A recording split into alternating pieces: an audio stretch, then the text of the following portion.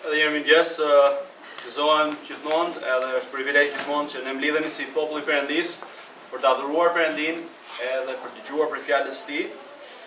A i besoni ju Perëndis? Edhe dikush mund të thotë kjo është një pyetje e çuditshme. Nuk po ju pyes a besoni që ekziston Perëndia, por po ju pyes a i besoni ju Perëndis. Pra, pyetja më e çuditshme është në fakt si e dim ne që i besojmë Perëndis. Pra si e dini ju që i besoni Perëndis? Sipas fjalës Perëndis, ne i besojmë Perëndis nëse i besojmë fjalës së Tij dhe i bindemi fjalës së Tij. Në fakt, mund të them për shembull djalit tim, mund të them djalit tim Kalvinit, mund të them Kalvin shkote dhoma sipër, se supozojmë, dhe do të gjesh atij një dhuratë. Nëse ai shkon dhe merr dhuratën, do thotë se ai i besoi fjalëve të mia dhe veproi sipas fjalës time. Pra do thotë me besoj, apo jo. Kështu që një lloj është edhe me Perëndin. Nëse ne besojmë te Perëndia, do thotë që ne i besojmë fjalës së Tij dhe i bindemi fjalës së Tij. Nëse nuk veprojmë sipas fjalës së Zotit, nuk e di nëse ne vërtet mund të themi nëse i besojmë Perëndis apo jo. Edhe le të shikojmë nëse më vërtet këtë mëngjes ne i besojmë Perëndis. Pra ju më thoni, po unë i besoj Perëndis. Por Zoti ynë Jezu Krisht thotë duke Apostulli Paul duke cituar në fakt fjalët e Zotit tonë Jezu Krisht te Veprat e Apostujve 20:35, ka më shumë bekim të japësh se sa të marrësh. Pra Zoti ynë Jezu Krisht thotë që ka më shumë bekim, është më shumë kënaqësi dhe bekim të dhurosh se sa të marrësh. Dhënia thotë sjell më shumë bekim se sa marrja. A e besojmë neve këtë? Në fakt si e dim nëse e besojmë këtë apo jo? A jemi më shumë dhënës apo jemi më shumë marrës? A jetojmë më shumë për të marrë apo jetojmë më shumë për të dhënë? Zoti ynë Jezu Krisht e njeh shumë mirë zemrën tonë këtë mëngjes, edhe ai e di fare mirë nëse ne jemi dhënës apo marrës. Pra, a i besojmë neve Zotit ynë Jezu Krisht në jetën tonë, pra i besojmë këto fjalë të Tij. Edhe mendoni pak për një moment bashkë me mua. Çdo gjë që Zoti ka krijuar dhuron, si mendoni? Çdo gjë që ka krijuar Zoti dhuron. Ju lutem, dëgjoni edhe një herë me vëmendje. Do doja vëmendjen tuaj të plot. Çdo gjë që ka krijuar Zoti dhuron. Toka prodhon, pemët prodhojnë, bimët prodhojnë, perimet prodhojnë, dielli jep dritë dhe nxehtësi, deti jep ujë, avull, krip, jod, bukuri, peshq. Edhe po të shikosh të gjithë krijimin e Perëndis, i gjithë krijimi i Perëndis jep. Vetë Zoti ynë është dhënës. Në fakt, Zoti është pronari i çdo gjëje, Zoti është krijuesi i gjitha gjërave dhe ai ka krijuar gjithçka për kënaqësinë tonë, na ka dhuruar neve për gëzimin dhe kënaqësinë tonë. Madje te Gjoni 3:16 që ne në fakt shpesh e citojmë si një varg që na ndihmon për të kuptuar shpëtimin tonë, por te Gjoni 3:16 thuhet qartë, Perëndia e deshi botën aq shumë, çfarë? Sa dha. Pra Perëndia çfarë është? Është dhënës. Pastaj pyetja është, ose çështja që shtrohet me tutje është kjo. Por e di kush është i vetmi që bën përjashtim në gjithë krijimin, në gjithçka që ka krijuar Perëndia? Që nuk është dhurues, por që mendon vetëm për të marrë? Që nuk është dhënës, por është marrës. Çdo gjë që ka krijuar Perëndia është dhënëse, duke përfshirë edhe krijuesin tonë. Por është një krijesë e Perëndis e vetme, që është egoiste dhe që jeton vetëm për të marrë. E gjeni dot se kush është? Urdhra? Jemi ne. Ne bëjmë përjashtimin e vetëm në të gjithë krijimin e Perëndis. Për ne dhënia nuk është e natyrshme. Marrja është. Derisa në fakt Perëndia të na jap neve një jetë të re në Jezu Krishtin, derisa Perëndia të transformojë natyrën tonë nga një natyrë marrëse në një natyrë dhënëse, pra nga natyrën e vjetër të mëkatit në natyrën e re të jetës së re në Perëndin, një njeri i pashpëtuar, një njeri që nuk e njeh Perëndin, është vetëm marrës dhe jo dhënës. Pse? Edhe njërë, derisa ne të shpëtohemi, ne jemi vetëm egoist, vetëm marrës, por jo dhënës. Dhe si nga mund ta di unë fakt nëse jam shpëtuar. Në fakt një karakteristikë kryesore atyre që janë shpëtuar, jeta e tyre dallohet që janë dhënës dhe jo më thjesht marrës. Edhe njerë, ju kthejt e Gjonit 3:16, çfarë është dashuria e vërtetë? Ne mendojmë se dashuria e vërtetë është të marrësh, dashuria e vërtetë është të japësh. Perëndia thotë deshi aq botën sa dha birin e tij. Dashuria e vërtetë është dhënëse. Nëse kemi njohur Krishtin si Zot dhe shpëtimtar, ne mund dhe duhet të jemi në gjendje të duam, dhe sepse kemi marrë të njëjtën natyrë si të re, si biri i dashur i Perëndis, pra në dhënës, në dhurues. Por nëse nuk e kemi njohur Krishtin si Zot dhe shpëtimtar, ne jo vetëm që nuk karakterizohemi nga dashuria, por që është dhënëse, por ne nuk mund të jemi dhënës, por vetëm marrës. Kështu që kemi nevojë për një transformim që mund ta bëjë vetëm Perëndia. Pra pyetja është, a jetojmë për të marrë apo jetojmë për të dhënë? Pastaj, çfarë mendojmë neve në lidhje me dhënien? A besojmë neve pikërisht fjalët e Zotit tonë Jezu Krisht, që është më shumë bekim të japësh se sa të marrësh? Edhe një pyetje tjetër. Në mbretërinë e Perëndisë, si mendoni? A besojmë neve që ne do të marrim më shumë duke dhënë, apo besojmë që ne do të marrim më shumë duke marrë? Pra dëgjoni pak më vonë. A marrim më shumë duke marrë, apo marrim më shumë duke dhënë? Si mendoni? A e besojmë neve këto?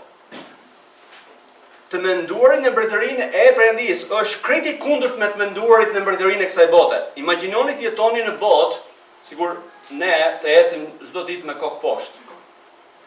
Edhe çdo gjë është me kokë poshtë, çdo gjë është mbrapsht. Çdo gjë në mbretërinë e kësaj bote është kokë poshtë, por kur hyjmë në mbretërinë e Perëndisë, ne i shikojmë gjërat në kokë lart, i shikojmë gjërat siç janë. Kur ne jemi rilindur nga Perëndia në Krishtin, a duhet të jetojmë për të dhënë apo duhet të jetojmë për të marrë? Pra si duhet shikojmë të dhënin? A i besojmë pikërisht fjalët e Zotit tonë Jezu Krisht, pra edhe një herë? A ecim ne sipas tyre është më shumë bekim të japësh se sa të marrësh? Dhe në mbretërinë e Perëndisë në fakt merr më shumë duke dhënë, jo duke marrë. Në mbretërinë e botës ndodhet kundërta. Çështja është për çfarë ne po jetojmë.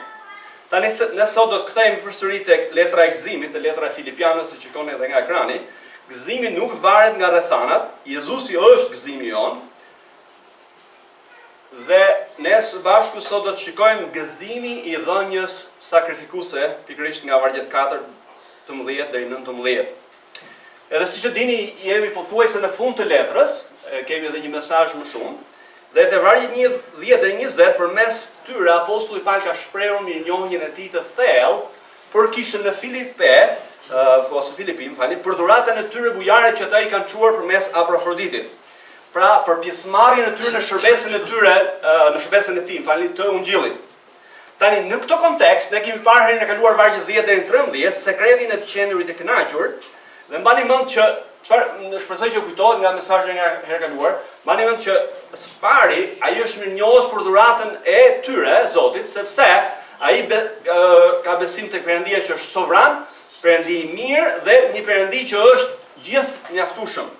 Pastaj ne kemi parë që kënaqja nuk varet nga rrethanat, ne kemi mësuar që kënaqja mësohet dhe njëkohësisht kënaqësia e vërtet është tek një marrëdhënie sa më e afërt me Jezu Krishtin, të cilin ne mbështetemi dhe që është i gjithë mjaftueshëm për neve. Tani, ndërkohë ne sot do të shikojmë vargjet 14 deri 19 që na mëson neve në lidhje me dhënien. Pra si do shikojmë neve dhënien sipas ungjillit. Edhe le të lexojmë këto vargje së bashku këtë mëngjes. Le të lexojmë ato. Po ju bët mirë që morët pjesë në pikëllimin tim. Edhe ju o Filipian e dini se në fillim të predikimit të ungjillit, kur u nisa nga Maqedonia, asnjë kish nuk ndau me mua gjë për të dhënë e për të marrë, veç jush vetëm. Sepse edhe në Thesaloniki më dërguat jo vetëm një herë, por dy, për kujdesje kur isha në nevojë. Jo se unë po kërkoj thot dhuratë ose dhurata, po kërkoj frut që tepron për llogarinë tuaj. Tani i kam të gjitha dhe më teprojnë. Jam përplot. Mbasi mora nga Epafroditi atë që më ishte dërguar nga ju, një parfum mirë, një fli i pranueshëm, i pëlqyeshëm nga Perëndia. Dhe Perëndia im do të plotësojë të gjitha nevojat tuaja, sipas pasurisë së tij në lavdi në Jezu Krisht. Amen. Kjo është fjala e Perëndisë për ne sot. Le të lutemi që Perëndia do të na flasë përmes fjalës së tij. Po atë dashur ne vim në praninë tënde të shenjtë dhe kërkojmë hirin dhe mëshirën tënde këtë mëngjes. Ne vim si bitë tu të dashur. Falenderoj që ti na shene Krishtin edhe përmes ti dhe me anë ti dhe për të dhe për ladinë e ti. Kërkojmë këtë mëngjes na flasësh neve përmes fjalës tënde. Na mëso, na bind, na ndreq, na rrit në shenjtëri, që ne jemi të përsosur tërësisht pa Jezu për çdo vepër të mirë. Për ladinë tënde. Në emrin e Krishtit ne kërkojmë këtë gjëra. Amen. Ky mesazh në fakt do të jetë pak si pasakont, nëse ju jeni këtu për herë të parë apo nuk jeni antar i kësaj kishe, në keq, do nuk është tamam një mesazh që mund t'ju përshtatet juve, por unë mendoj që shpresoj që do të ndiqni për gjatë mesazhit dhe do ndihmoj edhe juve për të kuptuar në lidhje me dhënien. Por çfarë do të shikojmë së bashku sot është le të kënaqemi në Zotin, duke marrë pjesë në veprën e tij të shpëtimit, duke konsideruar dhënien si privilegj, kënaqësi, përfitim shpirtëror dhe përjetshëm, adhurim të Zotit dhe me besim te Zoti ynë i hirshëm dhe besnik. Edhe në fakt do të shikojmë 5 gurë frymërorë të themelit mbi të cilët mbështetet dhënia ndaj Perëndis. Pra do të shikojmë 5 gurë themelore mbi të cilën mbështetet dhënia. Ju keni fletën tuaj edhe ju mund të ndiqni disa gjërat kryesore, keni edhe në fletën tuaj që ju të vazhdoni të lexoni ato, të meditoni mbi to dhe të vazhdojmë të reflektojmë rritjemi përmes tyre. Por le të ndalemi si fillim tek le të shikojmë gurin e parë frymëror të themelit të dhënies ndaj Zotit. Shikoni edhe një herë vargun 14, po ju bët mirë që morët pjesë në shtrëngimin tim. Tani vjen re këtu foljen morët pjesë. Do të thotë të bësh pjesëtar, të bësh bashkëpunëtor me të tjerët. Rrënja e kësaj fjale, pra ose kësaj folje është përdorur në shumë vende të tjera të Biblës dhe është përdorur në kuptimin që të kesh bashkësi me, të bësh bashkëpunëtor. Dhe bashkësi, shpresoj që ne dim pak a shumë do të thotë që të ndash diçka të përbashkët me një person tjetër që po bashkëpunon. Ideja është që të bësh pjesëmarrës në të gjitha gjërat së bashku, pra po punon së bashku me dikë për një objektiv, për një qëllim të përbashkët. Pra Filipianët çfarë po bënin? Filipianët kishin dërguar një dhuratë, një ofertë për shërbesën e Ungjillit, apostullit Paul, dhe ata konsideronin vetveten pjesëmarrës në shërbesën e Ungjillit bashkë me apostullin Paul. Tani, herën e kaluar ne kemi parë vargjet 10 deri në 13 dhe ai na ka treguar se si ai mendon për dhuratën e tyre, pra si e shikon ai dhuratën që ai ka marrë nga Perëndia përmes tyre, pra sipas Ungjillit. Tani, në vargjet 14 dhe 19 po na tregon neve, po na mëson si ta shikojmë neve dhënien, si ta shikojmë dhuratën pra kur ne dhurojmë, sipas Ungjillit. Pra apostulli Paul ka thënë në vargjet 10 deri në 13 që së pari mbi gjitha është mirënjohës Zotit, që ai është kujdesur dhe gjithmonë Zoti kujdeset për të. Ai thotë nuk varet nga rrethanat, jam i kënaqur plotësisht, në kam apo nuk kam jam i kënaqur. Dhe megjithatë vjen edhe vargu 18 mund të lër përshtypjen atyre, okay. Ky është i kënaqur, ka apo s'ka, është i kënaqur, është mirënjohës Zotit dhe edhe mund të kemë menduar, okay, a vërtet e vlerëson dhuratën tonë? Dhe ai thotë, megjithatë thotë, vargu 14, është diçka e dashur nga ana juaj që morët pjesë në shtrëngimin tim. Pra ideja është që ndërsa ato po merrnin pjesë në këtë nevojë që kishte apostulli Paul në burg, ata treguan dashurinë e tyre ndaj tij, treguan si thua simpati dhe vërtetësi. Pra treguan që ishin me të vërtetë besnik, treguan që ishin të vërtetë. Pra përkushtimi i tyre ndaj shërbesës së Ungjillit nuk ishte thjesht me fjalë, por ata ishin mbështetës të vërtetë të Ungjillit, të mesazhit të Ungjillit dhe u bën pjesë e misionit të apostullit Paul përmes dhuratës së tyre financiare. Tani, ne zakonisht në shqip themi ne miku i mirë dallohet kur? Në ditë keqe, dallohet në ditë të vështirë. Pra, nëse ne jemi të vërtet, miq të vërtet, dallohet atëherë kur kemi nevojë. Dhe në një farë mënyrë apostulli Paul këtë po thotë. Ata e ndihmuan apostullin Paul në vështirësinë kur në fakt asnjë nga kishtat e tjera nuk e kishin ndihmuar. Filipianët përmes kësaj dhurate po merrnin pjesë si tash bashkë me apostullin Paul në shërbesën e Ungjillit.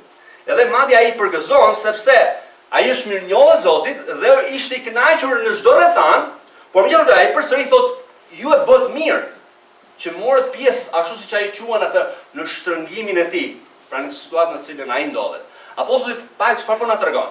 Po na tregon neve për një lidhje të pandashme midis kujt? Midis dhënies financiare dhe bashkë me pjesëmarrje në shërbesën e ungjillit. Pra që ungjilli të hes përpara ka nevojë edhe për mbështetje financiare. Pra kjo është mënyra se si Perëndia e ka përcaktuar në dashamirësinë dhe dashurinë e tij për ne. Nëse ne nuk kontribuojmë financiarisht, si mendoni, çfarë jemi? Për ungjillin. Ne nuk jemi bashkëpunëtor në ungjillin, por jemi thjesht çfarë? Jemi thjesht konsumator. Jemi thjesht marrës. Thjesht konsumojmë. Apostulli Paul nuk shikon Filipianët si konsumator, po si shikon? I shikon si bashkëpunëtor në ungjillin. Megjithëse, dëgjoni pak më. Pjesa më e madhe e tyre nuk ishin të pasur, madje pjesa më e madhe e tyre ishin të varfër, dhe e di çfarë reputacioni fituan ata, nëse lexojmë 2 Korinthë kapitulli 8 dhe 9, ne shikojmë që reputacioni i kësaj kishe të re, reputacioni i kësaj kishe të varfër ishte çfarë? Që ata jepnin me sakrificë, me bujari dhe me gëzim, duke mbështetur misionin e ungjillit. Dhënia, vëllezër motra, është një privilegj që na ka dhënë Perëndia. Pse? Sepse Perëndia na do. Ai Perëndi që dha birin është e njëjtë Perëndi që na ka dhënë neve këtë privilegj të bëhemi pjesëtarë punës së Perëndis në shpëtimin e njerëzve, në shpëtimin e njerëzve, në shëndërimin e ngritjen e kishave për lavdinë e Perëndis. Kjo është një mënyrë se si ne e tregojmë dashurinë e Zotit me të tjerët. Është një mënyrë se si ne mbështesim ungjillin. Në fakt, Perëndia na ka dhënë këtë privilegj kaq të madh në këtë shërbes për ne qemi pjesë e saj, se do shikojmë më vonë, për përfitimin tonë të përjetshëm dhe rritjen tonë shpirtërore. Vëllezër motra, si mendoni, a nuk është privilegj? Pra si mendoni ju këtë mëngjes? A është privilegj që ne kemi të mundësi nga Perëndia që ne të mësojmë të japim, edhe të japim. Si e shikoni ju dhënien? Çfarë ju pengon juve të jeni dhënës në shërbesën e Zotit? Zoti dëshiron dhe na thret neve të jemi dhënës me sakrificë, me bujari dhe me gëzim. Dhe çfarë pritet nga ne, bitë e tij dhe si shërbëtor të tij është paktën 1/10 në asaj çfarë na ka dhënë Zoti. Nëse ai na jep neve diçka, në çfarëdo lloj forme qoftë nga puna apo dhuratë që ne marrim nga dikush, ai pret që ne t'ia kthejmë atij mbrapsht, duke thënë që ne jemi falendërues dhe mirënjohës që ai është Perëndia që kujdeset për neve. Dhe në mënyrë që ne të rritemi në dashuri ndaj Zotit dhe ndaj të tjerëve. Dhënia, sidomos dhënia paras, më lejo ta them. Dhënia e paras është mënyra kryesore, një ndër mënyrat kryesore të rritjes tonë nga njerëz egoist në njerëz dhënës, në njerëz që duan, nga njerëz që janë adhurues të gjërave materiale, në adhurues të Perëndis, dhe një nga gjërat më të vështira që ne kemi si njerëz është që paraja shpeshherë na zotëron neve. Perëndia do që të na çlirojë neve nga fuqia zotëruese e paras, për të qenë jo adhurues të paras, po adhurues të tij.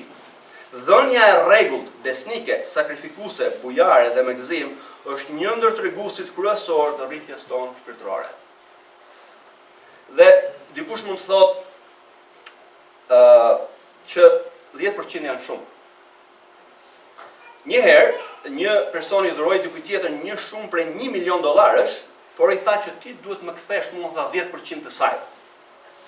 Dhe ai tha, 10% tha? Janë shumë? Po ai tha, sa po dhurova $1 milion? Si mendon që 10% janë shumë të më kthesh mua mbrapsht? Si mendon? Ne mendojmë, kur ne jemi duke marrë, jemi duke menduar ta mbajmë sa më fort, ta shtojmë fort. Fort. Edhe a janë me të vërtet shumë, nëse dikush të jep 1 milion dhe t'i kthesh atij 10% mbrapsht, është shumë? A mendoni vërtet që është 10% shumë t'i kthejmë neve Zotit? Dëgjoni pak më. Zoti është krijuesi i gjithçkaje, është pronari i çdo gjëje. Ai është krijuesi ynë, na ka krijuar neve, ai na ka dhënë talentin, na ka dhënë forcën, na ka dhënë zotësinë, na jep neve energjinë, na mban neve gjallë, na ka dhënë ato çfarëdo gjë që ne që shijojmë, që ham, që shikojmë edhe pim apo çdo gjë, na është dhënë nga Perëndia. 100% është dhënë nga Perëndia. Apo jo? Asgjë s'është e jona. Gjithçka është e tij. Se mendoni, 10% është shumë t'ia kthejmë Perëndis? Nuk është as pak, shumë pak. Është shumë pak.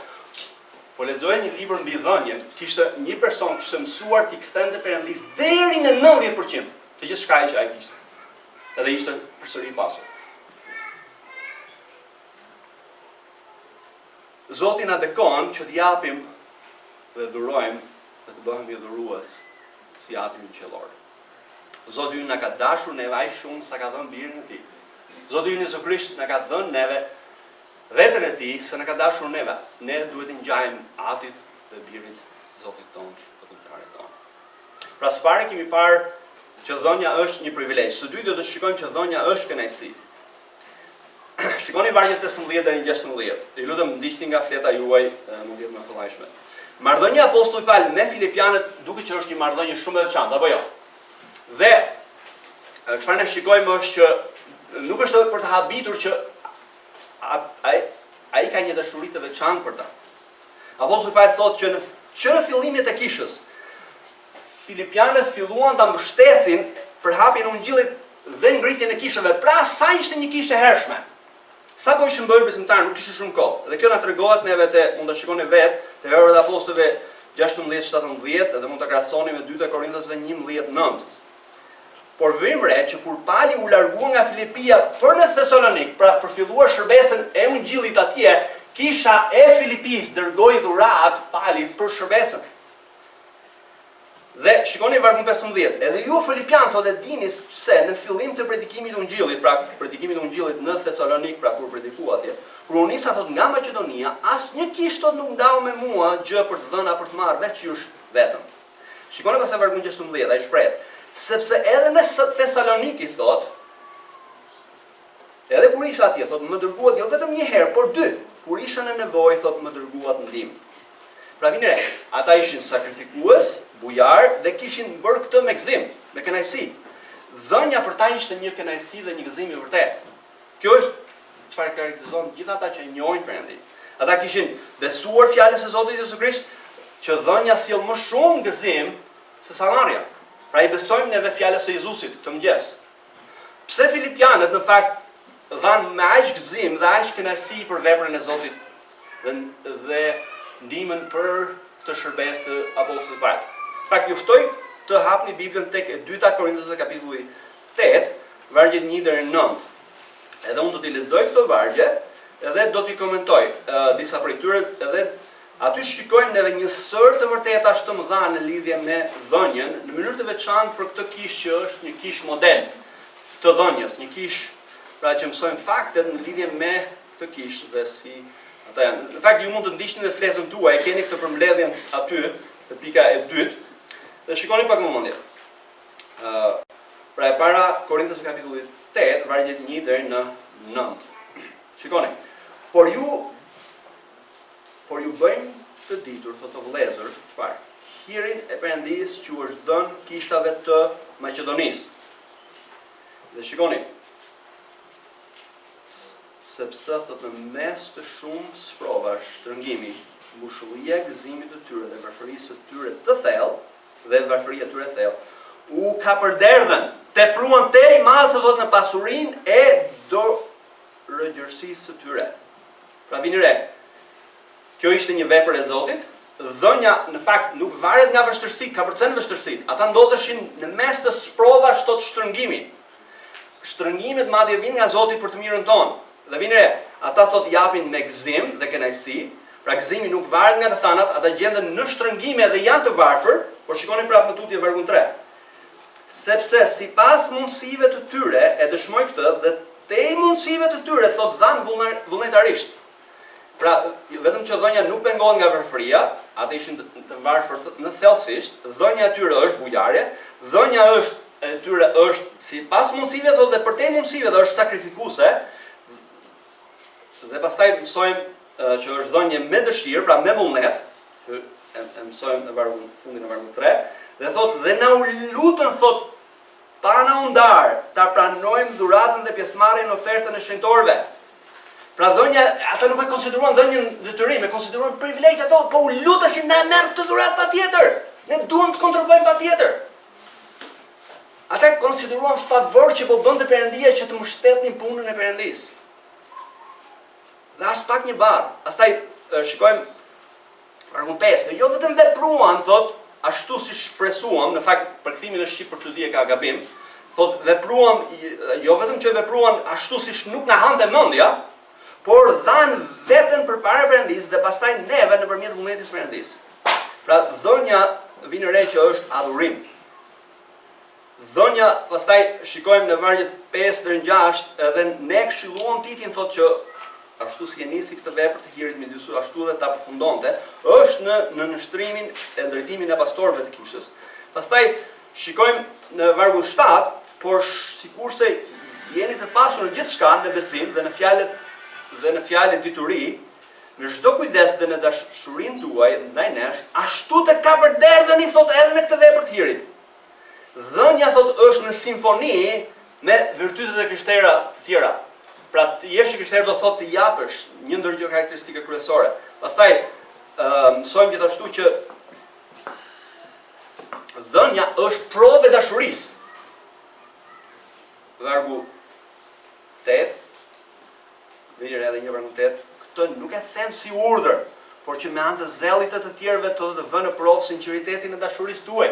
Pra si e dim që dashuria jonë është e sinqertë? Si e dim nëse dashuria jonë është vërtet për Perëndinë dhe për të tjerët? Për punën e tij. Dhënia. Dhënia është matësi i dashurisë tonë të vërtet për Perëndinë dhe për të tjerët. Për shërbesën e Zotit. Dhe shikoni motivin në vargun 9, gjejmë motivin, sepse ju e njihni, thot, hirin e Zotit Jezu Krisht, që duke qenë i pasur u bë i varfër për ju, që ju të bëheni të pasur me anë të varfërisë së tij. Pra vini re që ato motivuan nga mirënjohja dhe për dashurinë e Krishtit për ta dhe për ne. Dhe ju ftoj në fakt të reflektojmë mbi këtë pasazh edhe gjatë sot edhe gjatë ditës sot edhe gjatë javës. Por tani kthehemi pak te Filipianëve kapitulli 4 vargjet 15 dhe 16. Dhe çfarë shikojmë? Që shikojmë që disa kisha po shijonin dobinë e mësimit dhe shërbesës së Ungjillit përmes apostullit Paul, po shijonin shërbesën pastoriale të këtij apostullit të Perëndisë, por nga ana tjetër nuk po merrnin përgjegjësinë për pjesëmarrjen në dhënien për shërbesën e Zotit. Pyetja është, po ne, a jemi ne duke përfituar nga shërbesa e fjalës së Zotit? A jemi duke marrë përkujdesjen nga pastorale shërbesë, por nga ana tjetër, apo e marrim përgjegjësinë për të mbështetur misionin e Ungjillit, misionin e kishës? Pyetja është, a e vlerësojmë me të vërtetë shërbesën e Ungjillit? A e vlerësojmë neve shërbesën e fjalës? A jemi vetëm konsumator, vetëm që konsumojmë, apo marrim me të vërtetë pjesë në shërbesën e Ungjillit, në misionin e kishës? A jemi edhe njëherë bashkëpunëtor, apo jemi konsumator? Vëllezër e motra, bëhuni pjesë e misionit të kishës përmes mbështetjes financiare. Perëndia u ka bekuar, na ka bekuar neve pikërisht për të mbështetur atë. Shikoni marrëdhënien midis bashkëpunëtor dhe dhënies. Të mos shfaqemi vetëm të dielën dhe të zhdukemi pa na parë njëri. Bëhuni bashkëpunues në veprën e Zotit tonë Jezu Krisht dhe për hapjen e Ungjillit. Bashkëpunimi nuk është vetëm mbështetje financiare, sigurisht, ka shumë mënyra që ne mbështesim, pra nuk është kjo mënyra e vetme, por është një mënyrë e rëndësishme. Kjo është mënyra se si e ka përcaktuar Perëndia dhe kjo është çfarë ne duhet i besojmë Perëndisë, duhet të bindemi atij.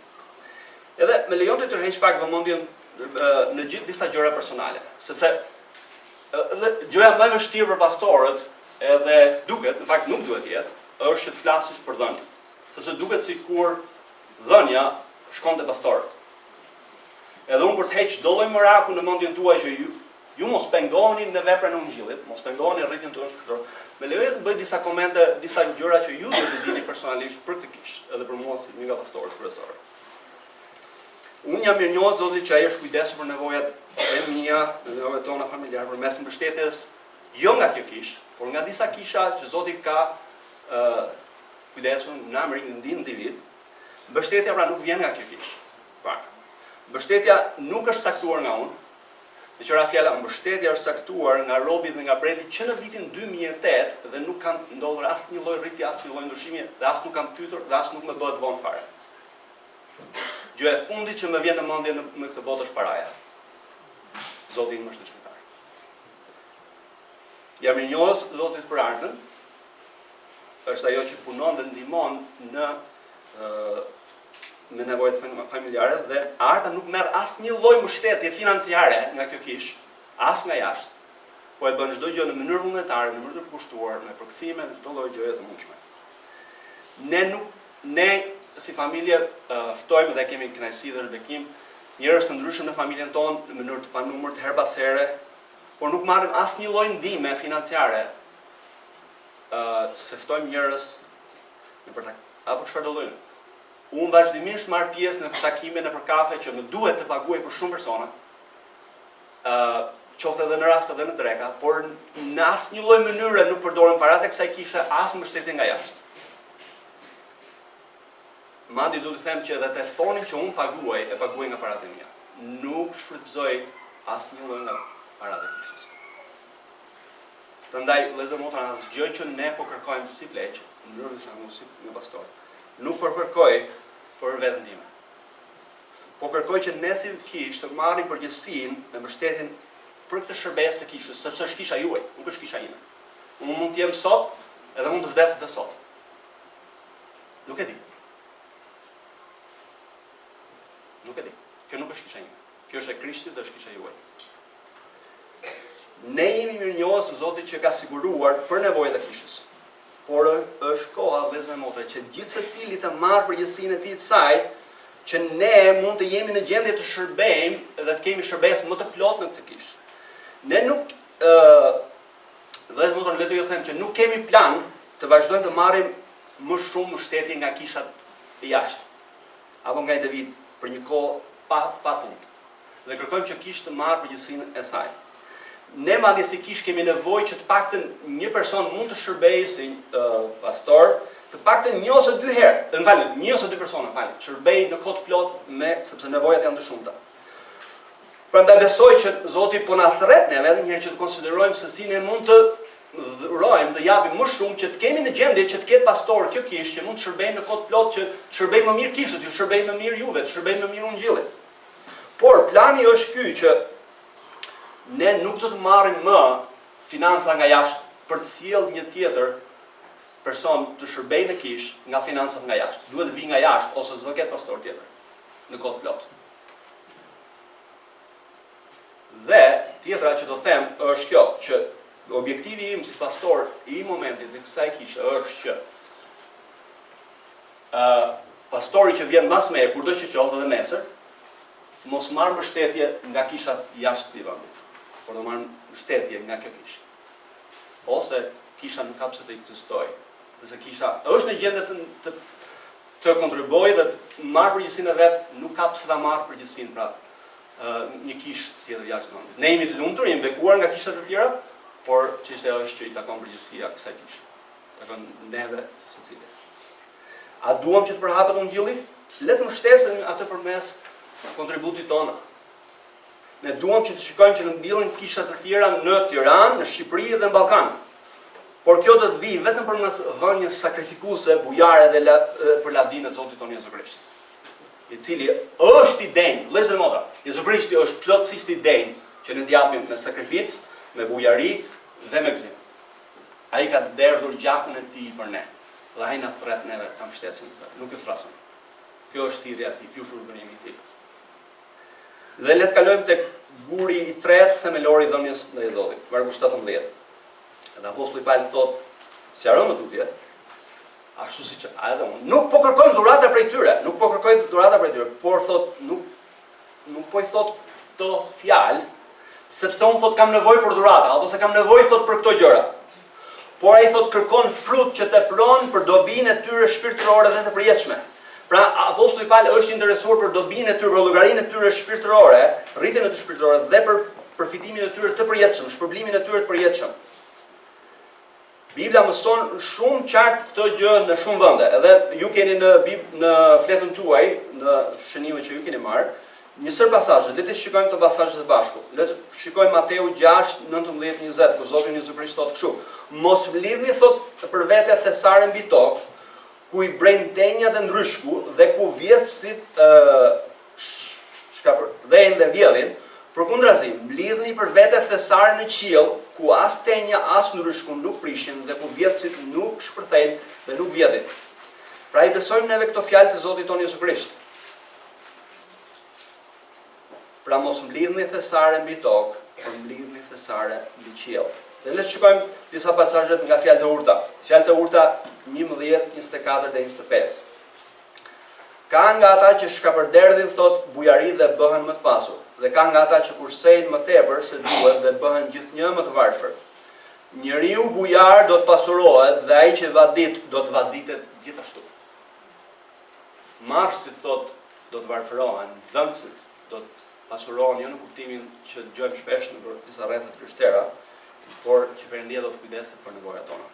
Te fjalët e urta 19-17 thot: Ai që ka mëshirë për të varfrin i jep ha Zotit, i cili do t'ia kthej ato që i ka dhënë. Fjalët e urta 29-22 thot kështu: Njeriu me sy dashamirës ose njeriu bujar do të bekohet, sepse i jep bukë të varfrit. Te fjalët e urta 28-27, ai që jep të varfrit nuk do të ketë kurrë nevojë.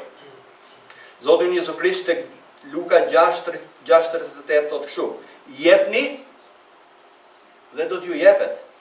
Një masë mirë, ngjeshur e tundur, gufuese do t'ju derdhet në gjë, sepse me atë masë që do të matni, do t'ju matet edhe juve gjithashtu. Sa më pak jepni, thot Jezu Krishti, aq më pak do merrni. Qoftë shpirtërisht, qoftë përjetësisht, qoftë besoj edhe fizikisht. Pastaj tek e dyta Korintë 9:6 ne lexuam dhe ju them këtë: ai që mbjell me kursim do të korr po me kursim, dhe ai që mbjell dorë hapur do të korr dorë hapur. Dhe vetë apostulli Paul, që është shembull i dhënies ndaj të varfërën, na tregon këtë gjë tek Veprat e Apostujve 20:34-35, dhe ju vetë dini se ne këto duar kanë punuar për nevojat e mia dhe për ato që ishin bashkë me mua. Dhe në çdo gjë ju kanë treguar se duke munduar në këtë mënyrë duhet të ndihmohen të lëngatët dhe të kujtohen fjalët e Zotit tonë Jezus, i cili tha: Ka më shumë lumturi të japësh se sa të marrësh. Vëllezër motra, ne si besimtar mund të jemi duke menduar për pensionin, ose mbasi jemi duke menduar vetëm për pensionin që do marrim, që nuk e dim nëse do ta marrim apo jo. Se nuk e dim sa do të jetë. Por ka një pension që është tepër i sigurt, apo mendoni ju për pensionin e përjetshëm? Apo mendoni ju për thesarin e përjetshëm? Apo mlidhni thesare vetëm mbi këtë tokë, apo mlidhni thesare vetëm edhe në qiell? Ndërsa ne japim, po mbushim llogarinë tonë në qiell. Llogarinë tonë përjetshme. Perëndia është i hirshëm edhe besnik. Pra, a do t'i besojmë neve Zotit tonë Jezu Krisht këtë mëngjes? Dhe a do të bëjmë çfarë ai thotë? Nëse i besojmë atij këtë mëngjes, a do të vazhdojmë të mbledhim thesare mbi tokë? Apo do të ndalojmë së mbledhuri thesare mbi tokë? Dhe do të fillojmë të mbledhim thesare në qiell? Zgjedhja është e juaj. Thirrja është e tij. Hiri i tij na bëft neve dhënës dhe jo marrës. Dhe megjithatë ai këtë mëngjes na thot, na thret neve të japim me sakrificë, bujari dhe gëzim. Dhe ai do të na shpërblejë në çdo drejtim, shpirtërisht dhe përjetësisht. Zoti ynë është i hirshëm, Zoti ynë është besnik. Askush që i ka dhënë Zotit nuk është të gënjur dhe as nuk është penduar. Dhe vendosim besimin të mëngjes tek ai dhe të fjalët e tij, dhe të bindemi fjalës së tij. Apostulli Paul nuk kërkoi paratë tuaja, por kërkoi përfitimin tuaj shpirtëror dhe shpërblimin tuaj të përjetshëm. Dhe kjo na çon tek buri i katërt. Pra kemi parë që dhënia është privilegj, kemi parë që dhënia është kënaqësi, kemi parë që dhënia është përfitim, por edhe dhënia është edhe adhurim, me qira fjala. Një mënyrë tjetër se si ne adhurojmë Perëndin, thotë, është duke ofruar. Shikoni sa mirënjohës që është apostulli Paul. Megjithatë, ku është fokusi i tij? Ku është fokusi i apostullit? Për tek ata. Ata janë të kënaqur në Zotin dhe jo vetëm janë dhënës, por janë fokusuar në të mirën e të tjerëve. Ato që janë të kënaqur në Zotin, ato që gjejnë kënaqësinë të Zotit, nuk janë marrës, por janë dhënës dhe janë fokusuar në bekimin e të tjerëve, siç është Perëndia i fokusuar në bekimin tonë. Ai ndihmon ata Filipianët ta shikojnë adhurimin si adhurim. Edhe ai thotë për dhuratën e tyre, një parfum thot ermir, një fli i pranueshëm i pëlqyeshëm nga Perëndia. Në fakt, ju keni vargjet aty në përpara dhe këto janë fraza që përdoren në dhjatën e vjetër për të referuar adhurimit Perëndis. Dhënia edhe një herë vëllezër e motra këtë mëngjes duhet ta kuptojmë që na mëson neve apostulli i Zotit tonë Jezu Krisht, që është një akt adhurimi Perëndis. Ne si besimtarë në dhjetën e re nuk ofrojmë më flijim kafshësh, edhe nuk ofrojmë më asnjë lloj flijimi të dhjatës së vjetër. Por flijimet e dhjatës së re janë të një karakteri tjetër, sepse Zoti Jezu Krisht ai ka jetuar për ne, ka vdekur për ne dhe nuk ka nevojë më për flijime të tilla. Megjithatë, në mirënjohje çfarë Zoti Jezu Krisht ka bërë për ne, si shenjë adhurimi i tij, falënderimi, lavdërimit të tij, ne i afrojmë atë, ja kthejmë mbrapsht atij në mënyrë sakrifikuese, bujare dhe me gëzim. Dhe të Romakëve kapitulli 12 vargu 1, ne kemi mësuar tashmë Romakëve 12 apo jo? 1. Kemi parë gjithë Romakëve çfarë? Po lezër mo, nga kapitulli 1 deri te kapitulli 12 çfarë ka treguar? Mëshirën e pafundme, hirin e pafundëm të Perëndisë që ka treguar për ne në Jezu Krishtin. Ne ishim në zemërimin e Perëndis, ne ishim mëkatar, adhurues të krijimit dhe jo të krijuar, ishim bijtë mosbindjes, zemërimi të gjithë. Ai na ka shpëtuar, na ka bërë të drejtë, ka dhënë birin e tij, na tregon gjithçka që ai ka bërë për ne. Dhe ai thot për shkak të gjithë këtyre dhuratave, këtij hiri të mrekullueshëm, këtij dashurie të mrekullueshme, këtij mëshire të madhe, paraqiteni trupin tuaj si fli të gjallë, si adhurim, si mirënjohje ndaj kujt? Ndaj Perëndisë. Adhurimi, oferta e gjithë jetës tonë, si shenja e asaj çfarë ka bërë Jezu Krishti, është gjëja më e vogël që ne mund bëjmë për Jezu Krishtin. Ai ka bërë ai shumë për neve, si mund ta quajmë shumë neve, në prezantimin tërësisht të tërë jetës tonë, të trupit tonë, të syve tonë, të veshëve tonë, të gojës tonë, edhe gjithçka që ai na ka dhënë si adhurim të tij. Nuk është pak. Edhe unë juftoj të inkurajoj të shikoni edhe Hebrejve 13, 15, 16. Shikoni edhe para Pjetrit 2:5. Vëllezër motra. Gëzimi i atij që ka njohur Jezu Krishtin, e di kush është? Si mendon? Gëzimi i atij që është i kënaqur në Jezu Krishtin, e di kush është gëzimi më i madh i tij? Të bëj të tjerët të gëzuar dhe të kënaqur në Jezu Krishtin. Apostulli Paul, si vetë Krishti që ai i shërben dhe adhuron, jeton për gëzimin dhe kënaqësinë e këtyre besimtarëve. Vëllezër motra, me hirin e Zotit mund t'ju them gjithashtu që ne si pleq vazhdimisht kërkojmë gëzimin tuaj dhe kënaqësinë tuaj. Vëllezër motra, çdo diel kur ne mblidhemi së bashku dhe japim po ofrojmë në adhurim dhe mirënjohje ndaj Jezu Krishtit. Çdo herë që ne ndihmojmë dikë, ne po adhurojmë Jezu Krishtin. Ju ftoj ta shikojmë dhënien si adhurim dhe mirënjohje ndaj Jezu Krishtit. Dhe e fundit, na çon neve te guri i fundit. Pra adhurimi çfarë është? Adhurimi është një privilegj, adhurimi është një kënaqësi, adhurimi është një përfitim i madh shpirtëror dhe i përjetshëm. Adhurimi është një dhënia është një adhurim dhe në fund fare adhurimi është në besim. Shikoni vargun 19.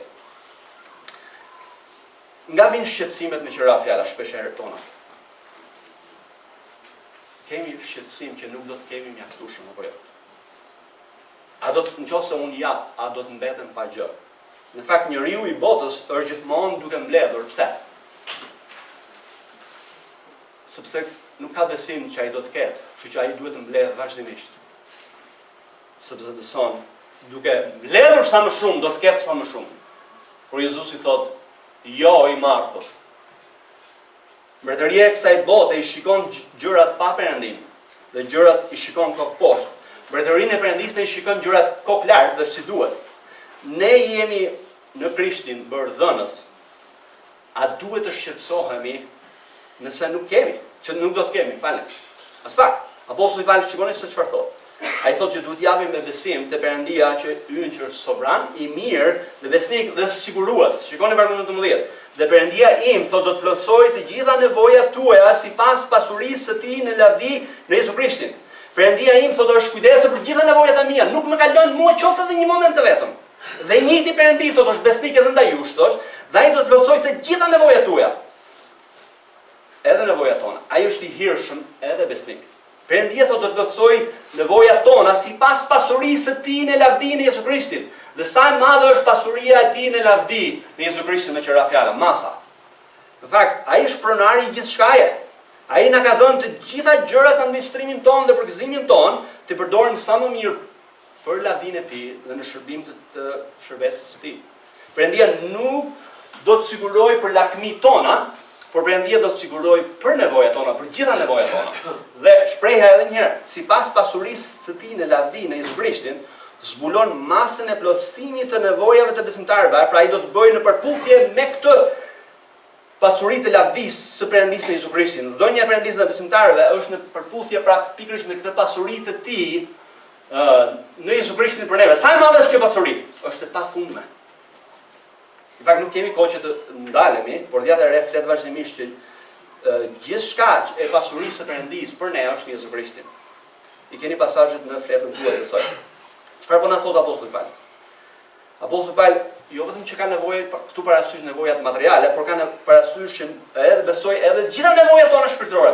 Duke përfshirë edhe aftësinë tonë për të marrë fuqi nga Krishti, që na ka folur deri tani dashur, apo jo?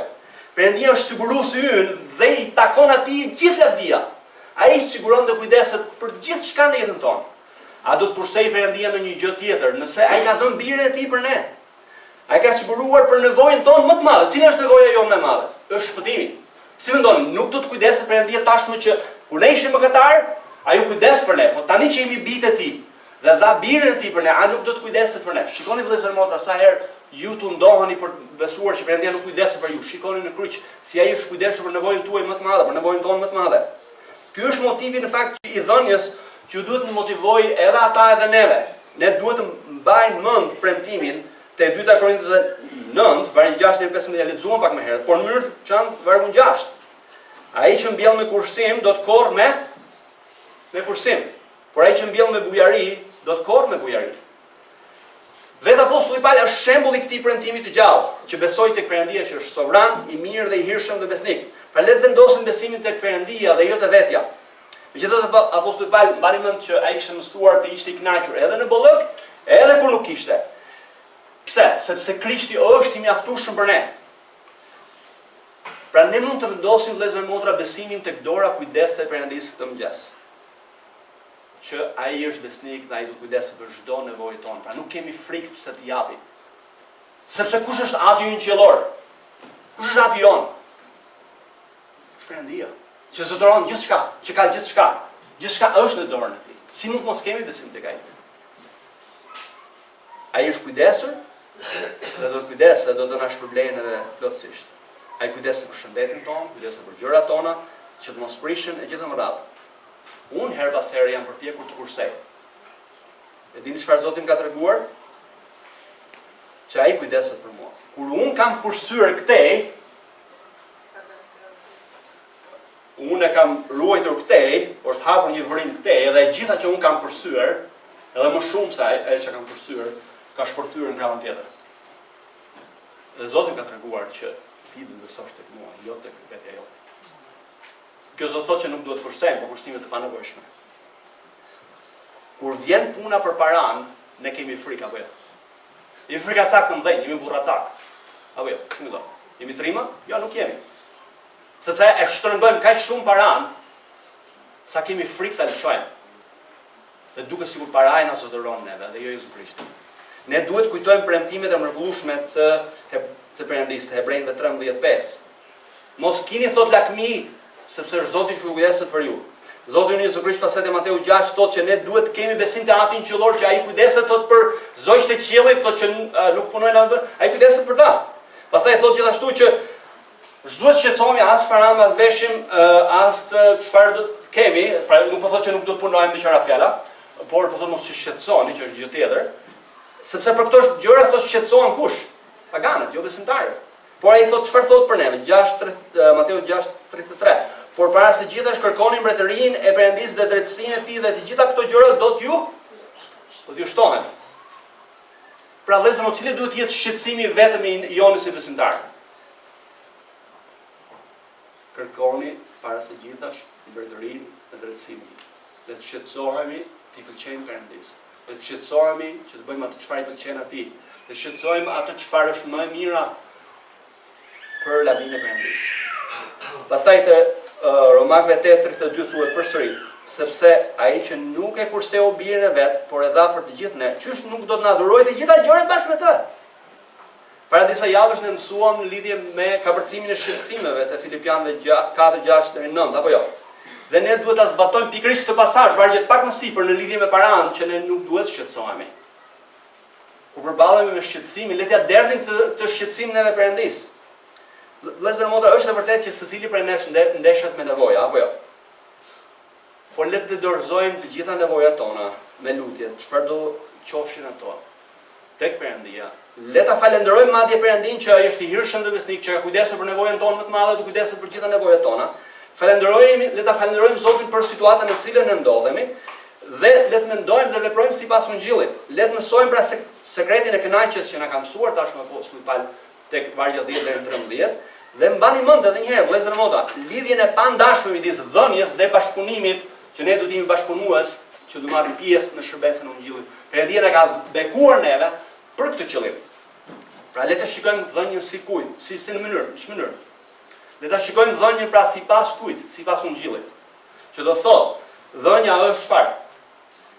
Është një privilegj, është një kënaqësi. Dhënia është një përfitim shpirtëror, rritje shpirtërore dhe përfitim i përjetshëm. Dhënia është adhurim i Perëndisë dhe dhënia është me besim tek Perëndia ynë që është sovran, i mirë dhe besnik. Dhe në thënien aty në fletën tuaj ju keni edhe një thënie që thuhet që nëse ju jeni këto sot, pra le të konsiderojmë këtë gjë. Perëndia nuk na bekon neve me më shumë para ose më shumë gjëra që të rrisë standardin ton të jetesës, por që të rrisë standardin ton të dhënies. Perëndia na bekon që të jemi më shumë bekim për tjerët, më shumë bekim për shërbesën, i për lavdinë e tij dhe për të mirën tonë të përjetshme. Dhe nëse jeni sot këtu këtë mëngjes, edhe të keni dëgjuar fjalën e tij, le ta besojmë dhe mos ngurtësohemi në zemrën tonë, por të i bindemi Perëndisë, le të i bindemi fjalës së tij, le të ecim me besim dhe bindje tek fjala e tij. Në çfarë do lloj fushë që Zoti ju ka folur sot, le të dëgjojmë Perëndin, le të bindemi atij. Dhe nëse ju jeni sot këtu dhe mbase çështja juaj kryesore në fakt nuk është dhënia, mbase çështja juaj kryesore është a keni njohur Perëndin? A keni një marrëdhënie personale me Perëndin? Edhe unë ju ftoj nëse ju nuk keni një marrëdhënie personale me Perëndin përmes Jezusit Krishtit, ju ftoj që të flasim më brapa. Se si mund t'ju ndihmojmë ne si pleq, si pastor në kish, për të njohur Perëndin përmes Jezusit Krishtit. Është kënaqësi të japësh, është privilegj, edhe të njohësh dhuratat e Perëndisë, por nuk ka kënaqësi më të madhe se të njohësh vetë Perëndin. Kështu që ju ftoj këtë mëngjes nëse ju nuk e njihni Perëndin përmes Krishtit, ju ftoj flasim më shumë, është bekimi më i madh i jetës. Le të lutem së bashku. Vati dashur, ne të falenderojmë këtë mëngjes për fjalën tënde, falenderojmë që ti na do neve shumë, që na ke dhënë fjalën tënde, na ke dhënë gjitha gjërat. Na ndihmo Zot që ne të jemi dhurues ashtu siç ti je dhurues. Na ndihmo Zot të karakterizohemi nga dashuria ashtu siç ti ne ke dashur neve, ke dhënë gjën më të shtrenjtë për neve. Dhe na ndihmo Zot të jemi dhënës me besim tek ti. Na ndihmo Zot të shikojmë dhënien sipas Ungjillit, si privilegj, si kënaqësi, si një përfitim shpirtëror edhe të përjetshëm, si adhurimin tënd, mirënjohjen tonë ndaj teje, edhe o Zot na ndihmon edhe që të ecim me besim dhe bindjen e fjalës tënde. Na ndihmo Zot që ne mos ngurtësohemi këtë mëngjes, por të dëgjojmë fjalën tënde dhe të bindemi asaj në çdo fushë që ti na ke folur këtë mëngjes. Të lutemi për gjithçka në emrin e Krishtit. Amen.